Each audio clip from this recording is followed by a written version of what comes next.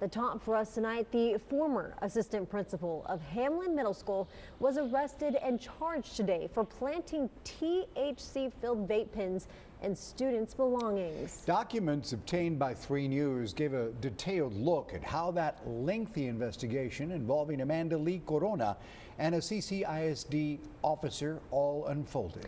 And tonight we hear from the mother of the student who was framed, speaking with our Josh Maxwell about how this incident has shaken her trust in school leaders and the vital piece of evidence that was almost not caught. Josh?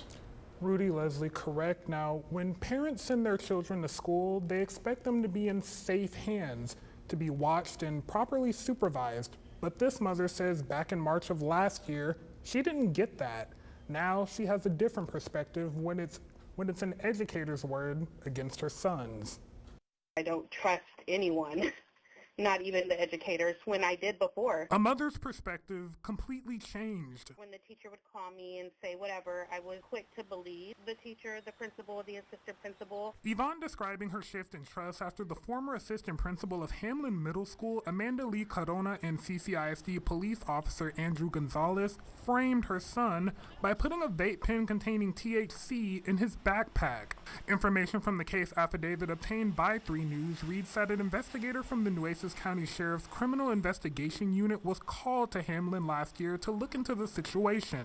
He was then given an audio recording in which both Corona and the officer are audibly heard agreeing to put the pen in the student's bag, a key piece of evidence. My son would have been charged. He would have had a felony on his record, and he was 12 years old. In this faint audio file provided to 3 News by Yvonne, you can hear the assistant principal suggesting to put the pen in her child's bag, asking the officer which one it was.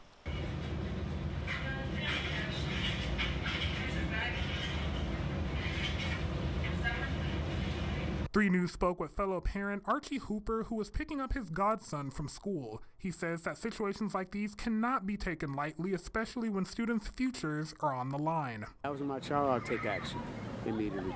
That ruins their reputation as a good student.